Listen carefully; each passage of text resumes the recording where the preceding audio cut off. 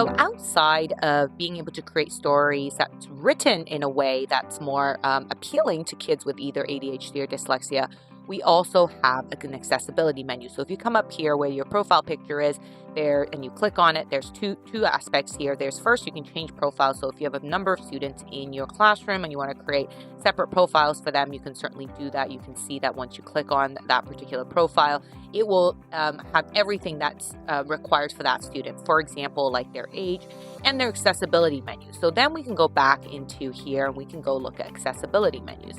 And this has a bunch of different options, as you can see. So first off, we have this accessibility profile. So if you click on any of these, then some of these different accessibility features will be implemented. And we have a whole array of different profiles that you can choose from. And then if you want to just set your own, you certainly can. So for example, you could have a screen reader where the stories being created can be read to the students.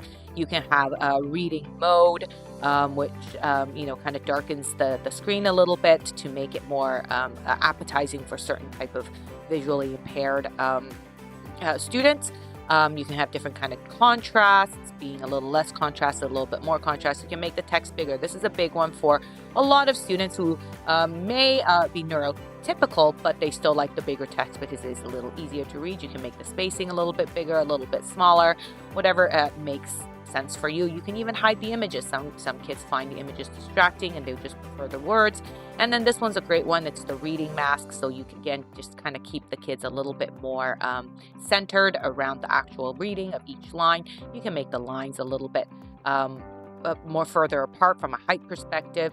You can align the text in every which way, and then you can change the saturation as well. As you can see with the saturation change, that it turns everything into black and white. So depending on the kids' individual needs, you can certainly set these accessibility features. So if we just set the ones that we have, we go back to our Freddy story. As you can see, the text is much larger. We can have this reading mask that kids can go ahead and they can kind of follow along a little easier, being that it's highlighted line by line.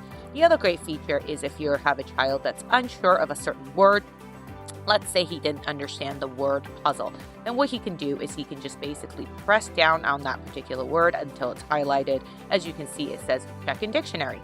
So you can go into a dictionary and it gives you all the definitions of what a puzzle is. So that is all in place for these stories.